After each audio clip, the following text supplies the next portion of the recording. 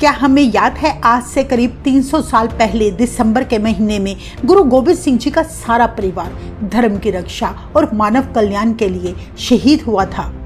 अगर हम इस महान कुर्बानी को भूल रहे हैं तो हमें याद होना चाहिए कि दुनिया में केवल और केवल गुरु गोबिंद सिंह जी निरंकार के भेजे हुए अकेली एक ऐसी महान शख्सियत है जो शहीद माता पिता के पुत्र और 4 शहीद पुत्रों के पिता कहलाई, जिन्होंने अपने पुत्रों की शहादत की खबर सुनकर आंसू नहीं बहाए बल्कि फख्र से कहा, इन पुत्रन के शीश पर वार दिए सुत 4 मुए तो क्या हुआ जीवत कई हजार।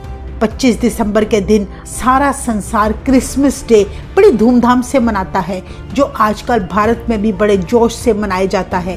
पर इस उत्साह में हम यह बात भूल जाते हैं कि 20 से 28 दिसंबर विश्व भर में सबसे बड़ा शहीदी हफ्ता है।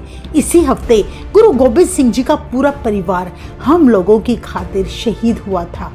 दिसंबर का महीना खास तौर से यह हफ्ता सिखों द्वारा शोक के रूप में मनाया जाता है। इस समय सिखों में आनंद कारज जैसे खुशी वाले उत्सव नहीं मनाए जाते। दूसरी तरफ वो लोग भी हैं जो पैसों की खातिर धर्म परिवर्तन कर रहे हैं। उन्हें गुरु गोबिंद सिंह जी के छोटे छोटे साहिबजादों से सीख लेने की जरूरत है। जिन मासूमों को ढेरों लालच दिए गए तब भी वे किसी बहकावे में नहीं आए। उन्होंने शहीद होना ही चुना पर अपना धर्म नहीं बदला। आज हम इस वीडियो में गुरु गोबिंद सिंह जी के परिवार की दिसंबर के महीने में आने वाली शहीदी दिहाड़ों की तारीखें बताएंगे, साथ ही उस दिन क्या हुआ था संक्षेप में बताएंगे। ये शहीदी दिवस दिसंबर 2024 के हैं। इस साल बड़े साहिबजादों की शहीदी से पहले उनके दादाजी और सिखों के 9वें गुरु तेग बहादुर जी का शहीदी दिवस 6 दिसंबर को मनाया गया था। उस दिन दिल्ली के चांदनी चौक में गुरु तेग बहादुर जी ने हिंदू धर्म की रक्षा के लिए अपना शीश कटवा दिया, पर इस्लाम धर्म कबूल ना किया। गुरु जी की इतनी बड़ी कुर्बानी ने उस समय सारे जहां को हिलाकर रख दिया था। तभी से गुरु तेग बहादुर जी को हिंद की चादर के नाम से पुकारा जाने लगा। 20 दिसंबर 2024 से वह दर्दनाक समा शुरू होगा जिस दिन से गुरु गोबिंद सिंह जी का सारा परिवार और उनके ढेरों सिंह शहीद हुए थे।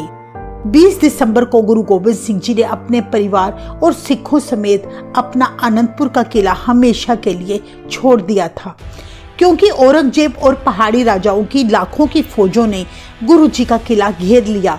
उनका उद्देश्य गुरु जी को किसी भी हाल में पकड़ना था।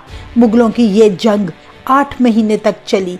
किले के अंदर रखा भोजन जब खत्म हो गया तो भूख प्यास से सिख मरने लगे। दूसरी तरफ मुगल फौजें भी 8 महीने तक लगातार लड़ कर थक चुकी थी। लाखों की तादाद में होने के बावजूद सच्चे पातशाह की मुट्ठी भर सिख फौज के आगे दुश्मन सेना किले में घुसने की हिम्मत न जुटा पाई। तब हार के औरंगजेब ने एक चाल चली। उसने संदेश भिजवाया कि गुरुजी आप किला खाली करके कहीं और चले जाओ। हम कुरान की कसम खाकर कहते हैं आपको और आपके परिवार और सिखों को कोई हानि नहीं पहुंचाएंगे। अंतर्यामी गुरु गोबिंद सिंह जी जानते थे कि यह भी उनकी चाल का एक हिस्सा है, पर सिखों की हालत देखकर उन्हें किला खाली करना पड़ा। गुरु जी परिवार समेत अभी कुछ ही दूर गए थे कि मौका पाकर अपनी आदत अनुसार मुगलों ने पीछे से हमला बोल दिया। कुरान की खाई सारी कस्बें भुला दी।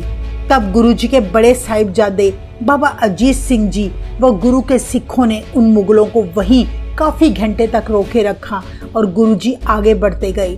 20 दिसंबर के दिन उस युद्ध में बड़े सारे सिंह शहीद हुए थे, पर उन्होंने गुरुजी व उनके परिवार को आंच न आने दी। इस साल सिख इतिहास में 21 दिसंबर का दिन परिवार विछोड़ा दिवस के रूप में मनाया जाएगा। सरसा नदी में अचानक बाढ़ आ जाने के कारण नदी पार करते समय गुरुजी का सारा परिवार 3 हिस्सों में अलग थलग हो गया। एक तरफ गुरु गोबिंद सिंह जी और उनके 2 बड़े साहिबजादे और कुछ सिख थे। दूसरे हिस्से में माता सुंदरी जी, माता साहिब कौर जी व कुछ सिख थे। तीसरे हिस्से में गुरु गोबिंद सिंह जी की माता गुजरी जी व 2 छोटे साहिबजादे थे। 22 दिसंबर के दिन गुरु गोबिंद सिंह जी के बड़े साहिबजादे बाबा अजीत सिंह जी और बाबा जुझार सिंह जी का शहीदी दिवस मनाया जाएगा। चमकौर के युद्ध में मुगलों से लड़ते हुए दोनों साहिबजादे शहीद हो गए थे। इस दिन गुरु गोबिंद सिंह जी साहिबजादों के साथ चमकौर की गढ़ी में आए थे, जहां मुगलों के सिपाही गुरु जी का पीछा करते हुए वहां आ पहुंचे।